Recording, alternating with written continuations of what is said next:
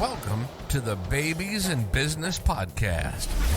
Join your hosts, Rachel and Avram Gonzalez, real-life parents and business partners. Each week on Babies in Business, Rachel and Avram create a space for entrepreneurial parents to find their own way.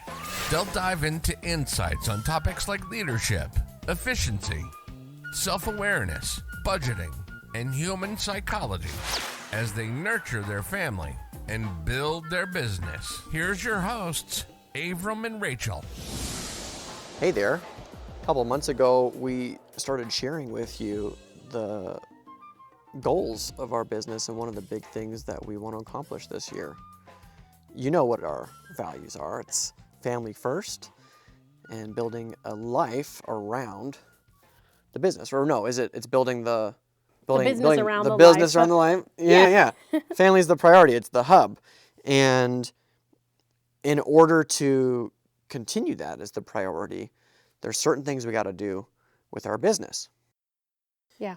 One of those things is growing the business so that we can remove a hat from Rachel's plate.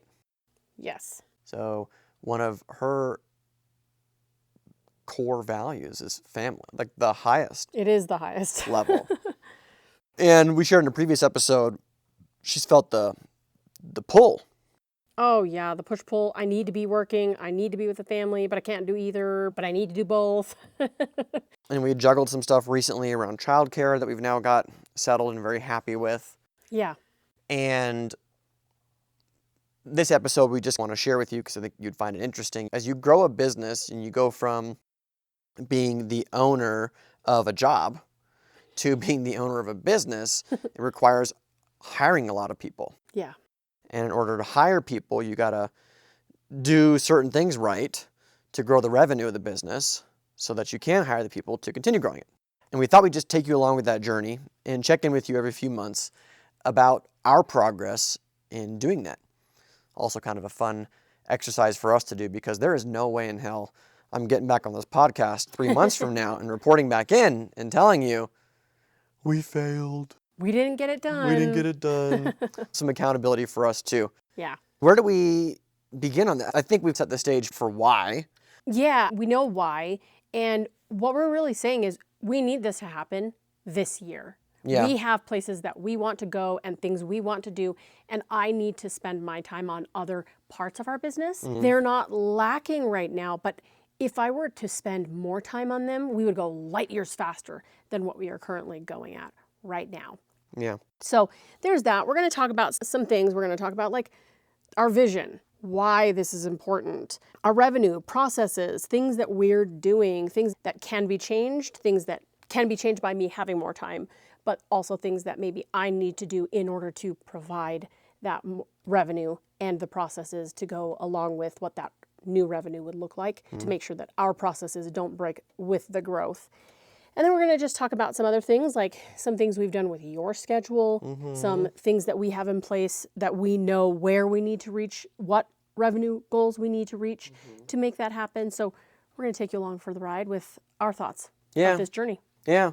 So right now we got a team of 5. So it's me, Rachel, and we have 3 other team members. We got Kim, Barbara, and Glenn, all working with us full time. We've made a lot of progress in the last year. Oh, yeah. It was end of September, early October of 2024 that we made the 2 additional hires with Glenn and Barbara. Right. Things have been working out extremely well for these new team members and for the trajectory of our business. Yeah. We're on track to have the biggest year in business we've ever had. Yeah. Thanks to these guys coming in and just crushing stuff, allowing us, and me in particular, to spend less time doing some of the work, being stuck in the day-to-day of the business. Yes. So that's all opened things up and we got this momentum. Yes. The goal that we have in mind this year is by the end of this year, we would like to get Rachel out of all of the client-facing stuff. Yes. And the reason that's important is because Client-facing stuff requires you to be there at a certain time, and it requires a certain speed to respond to emails and phone calls and things. Because you're responsible for all the follow-up and the follow-through, making sure that these things that came up in the meeting actually get into the project management system or to the project manager, yada, yada. Lots of follow-up. So much stuff, and it's time-bound oftentimes, and that makes it hard when you're a mom also trying to spend time with your kids. Yeah. Right? So this is like one of the big things that we realized we needed to solve for. That's why we're putting priority on this. There's another role that we're going to hire probably by the end of this year at the same time, which is an SEO role. Get me out of more of the day-to-day. We have on our team Glenn, who's been helping out a lot. Right, but he's more pinch hitting because that's not really his strength. Yeah. He does a really good job of it, but he doesn't love it. Yeah, and so those are what we're working towards, and we know that getting Rachel through to this next phase is going to allow us to expand and bring on this new team member more easily. Like there's just... It's going to facilitate so much growth. It can exponentialize, if that's a word, the growth that we can have because the systems will be there to support it. Our systems are rocking.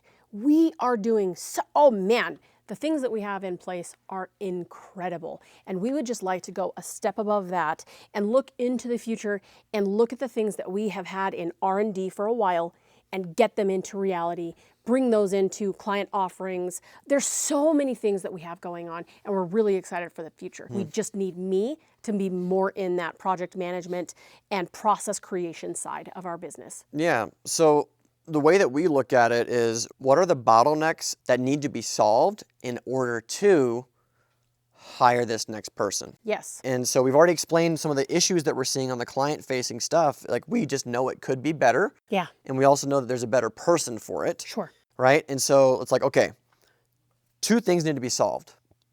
Number one, revenue. Yeah.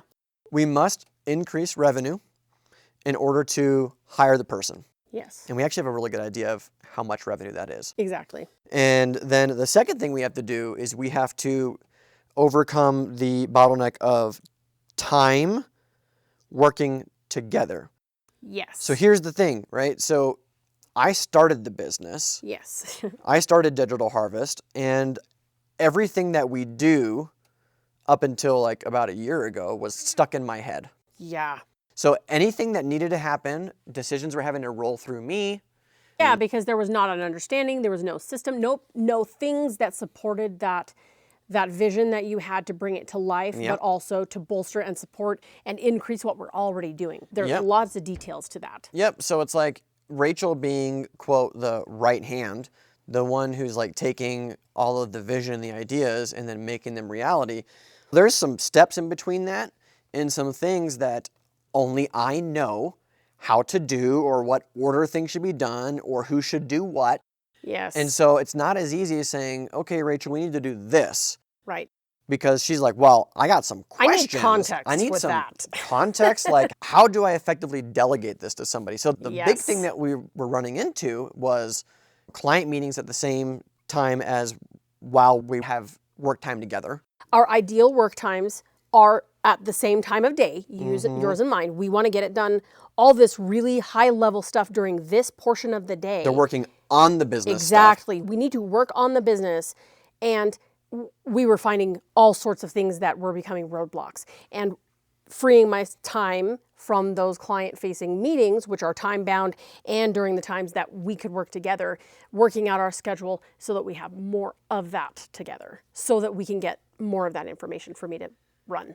So this was an easy bottleneck to fix. Yep. So one of the things that we did was I will still accept sales meetings during the day while we have work time together. Right. Because sales means revenue. That's the number one thing we have to solve for. Absolutely. But the thing that I stopped doing was I stopped scheduling any of my networking meetings and any of the non-revenue generating stuff that I'd be doing. We pushed that into the latter part of the day. Right. And if I have to, I will be taking meetings like in the early afternoon, 2 o'clock or 3 o'clock.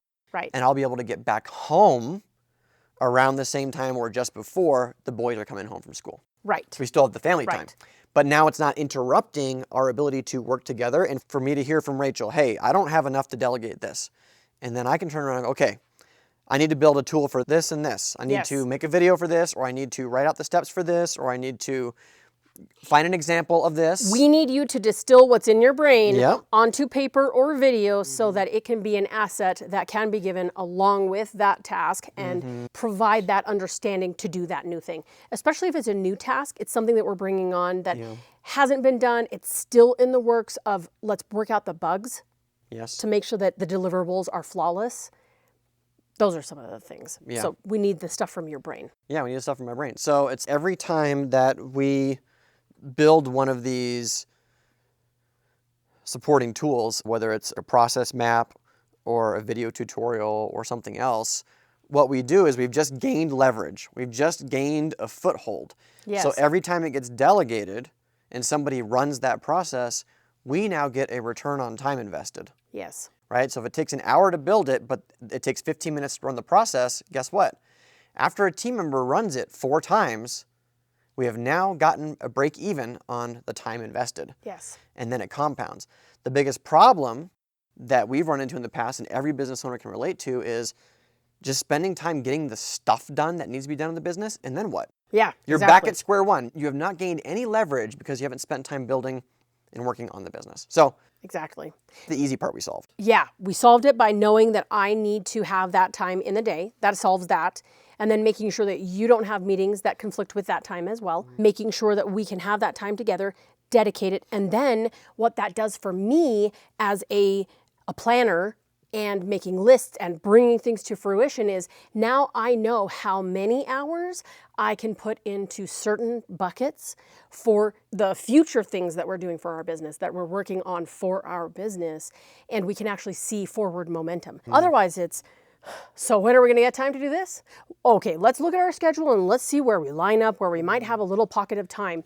And so really excited about that solution that was found. Yeah, and what was happening a lot was like Rachel would be stuck, can't delegate because needs information. Yes. And then I was getting dragged out of whatever I was doing to come back in and help delegate new stuff and come up with things to delegate to fill team members' time. So it's like we were just getting pulled back over. And it wasn't sustainable. Wasn't sustainable. That's the thing. So we need to create processes that I Thanks can for then tuning bring in to in this at any week's time. episode of in the Babies in whatever Business Podcast. frequency it needs to Who do be you to know happen that would to benefit from make hearing all this the episode? deliverables Share it with them delivered and on post time. about it on Very social important media. that we You were can working find on the the show future notes for this episode, and not just free putting out the fire. downloads, That was the and thing that connect we with the saw rest of the needed to be community solved at in the time babiesandbiz.com. part of We'll what see we've you done. yeah, next and so time. what's been really easy to do now that both children are in school and we've got this dedicated time from about 9 to 3 every day,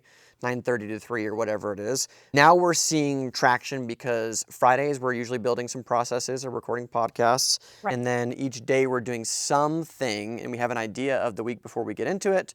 Right. Here's some of the processes and things that Avram needs to record and put together Yep. so they can go into project management and we can use them over and over. Yes. So what we're looking at now is, okay, so what is the operational goal for this month? Yeah. What are we building into? Are we What supporting? needs support? What needs creation? What needs reorganization? What needs rethinking? If there's something that's not working or meeting the metrics that we see on our side for effective stuff that we're doing, we need to rethink that. It's wonderful. We're able to actually get things moving forward. Yep. So we did some stuff this last week that brought another team member in to help support Rachel as the client happiness officer right now.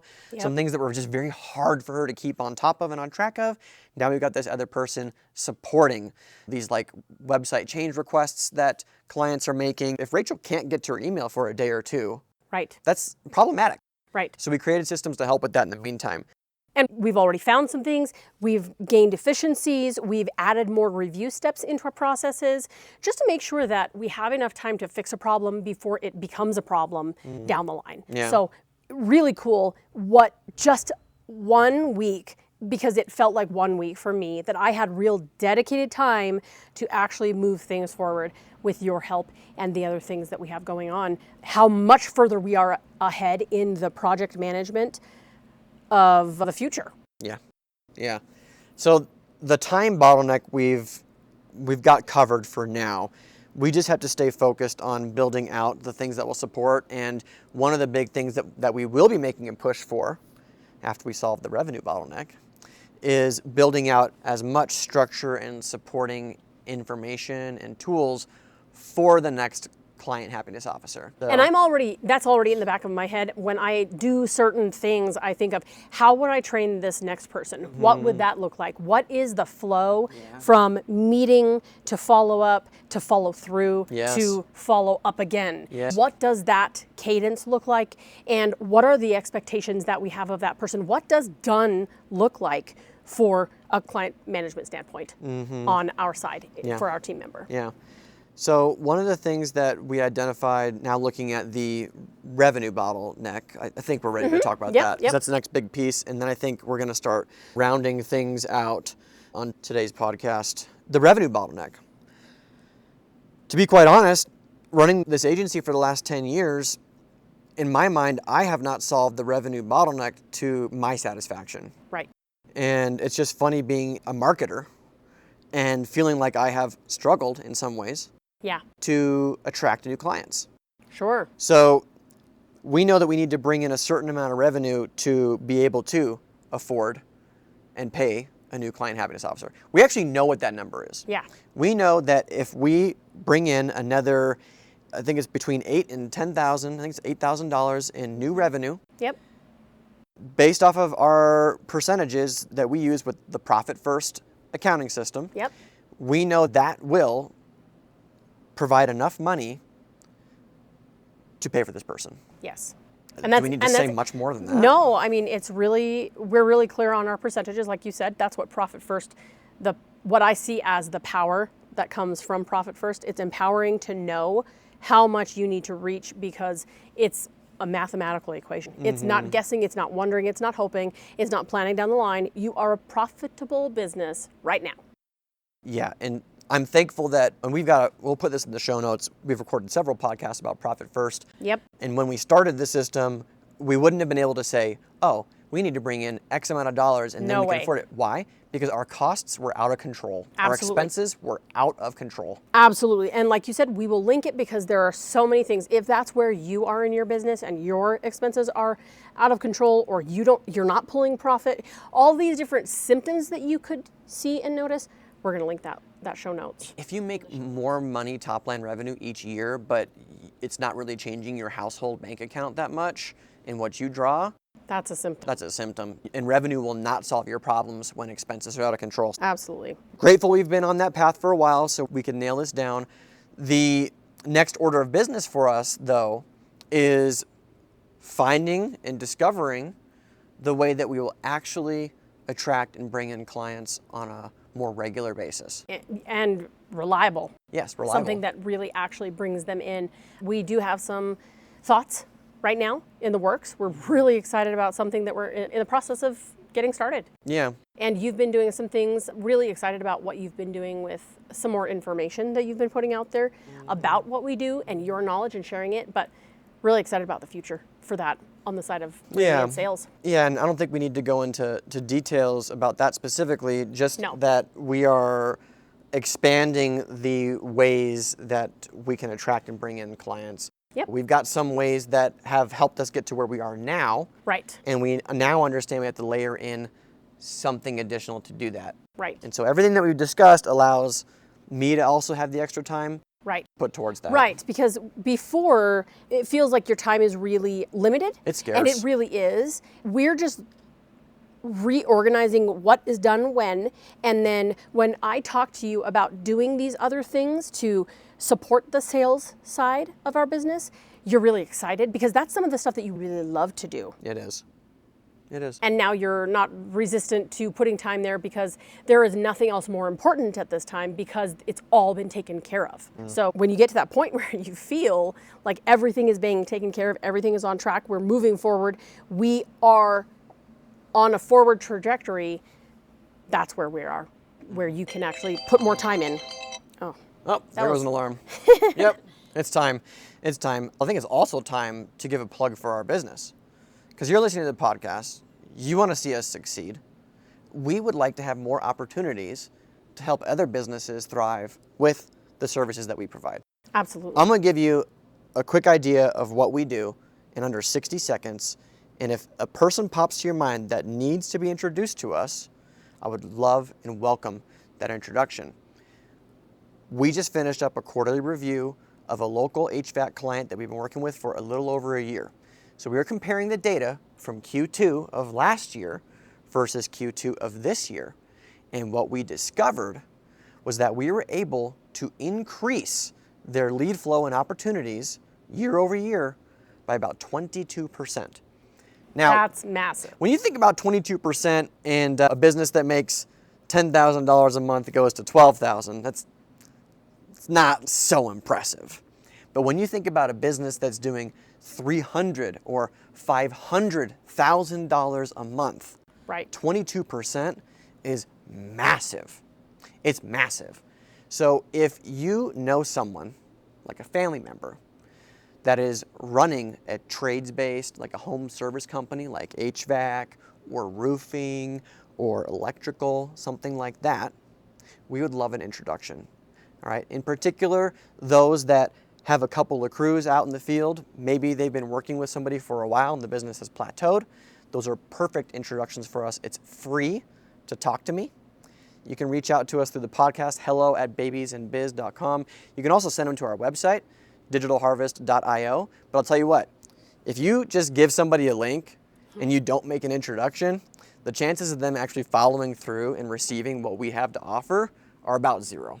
Right. People need accountability. They want to be introduced. So if you reach out to us first, I can coach you through how to make that introduction, how to make it smooth and super easy, and make sure that your family member gets the royal treatment.